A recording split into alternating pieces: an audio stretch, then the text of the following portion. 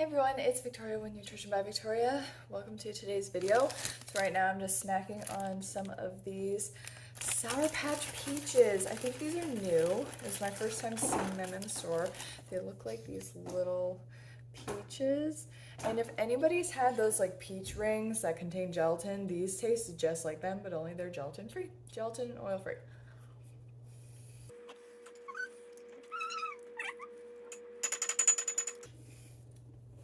All right, I thought I'd also mention here too that I'm on day 2 of my cycle, which is usually my heaviest day, but so far it's going good. All right, today's question that I'm going to answer actually comes from my coaching group. I do offer a coaching group. I'll leave a link for it in the description box. It's only $50 for a membership, and that gets you into the group for life, and you can ask me an unlimited amount of questions, and I will answer them to the best of my ability. I've been watching a lot of YouTube videos of High Carb Hannah and Plantable Kiki, what they eat in a day, reviews, and don't understand why they don't eat more calories now that they're at their ideal weight. It seems they're eating less now than when they were losing weight. Because they've cut corners by restricting calories using the low calorie density model for weight loss, they have to continue to lower the calorie density of their diet, lower the calorie content of their diet, right? Because by eating a low calorie density diet, you're tricking your body into eating less calories by eating more volume, right? Although this usually doesn't work for most people, as you need sufficient amount of carbohydrates in your diet in order to turn off your hunger drive, right?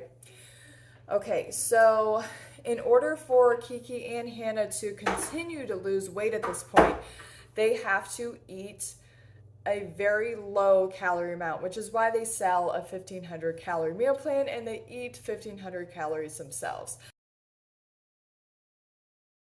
The other part of this question was, a lot of people think as long as you don't eat under 1,200 calories, you're not starving yourself and can't have metabolic damage, or that metabolic damage means your metabolism is damaged permanently.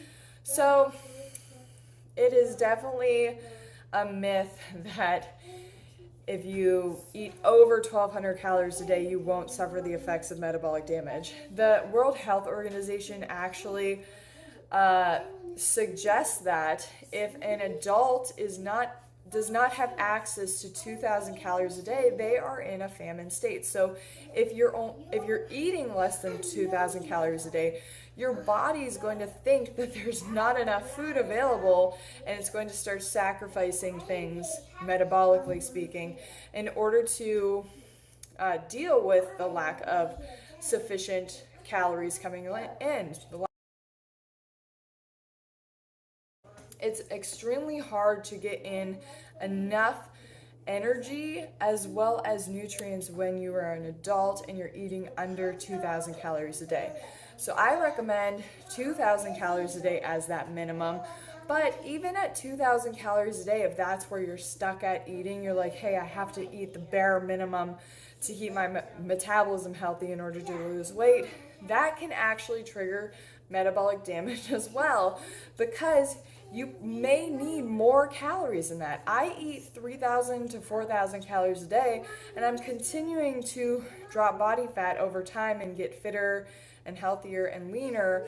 And that's all because I keep my diet very, very high in carbohydrates and very, very low in fat and protein. Low but sufficient, right? So metabolic damage is a term that I use for the physiological changes that occur under starvation circumstances. So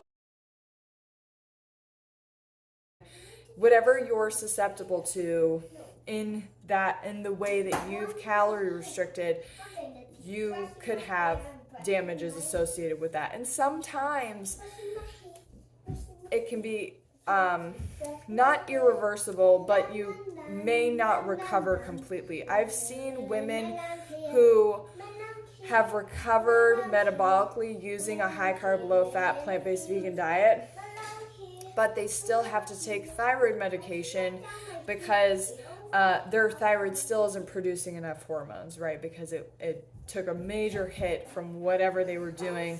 There was probably a genetic predisposition for that as well.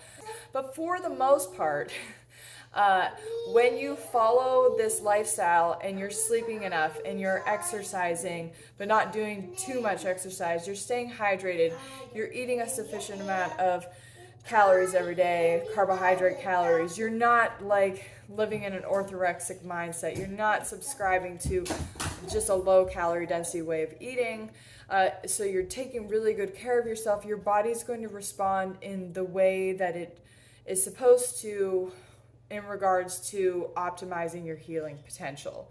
Every day you got to be rowing your boat in the right direction in order to get those results that you want.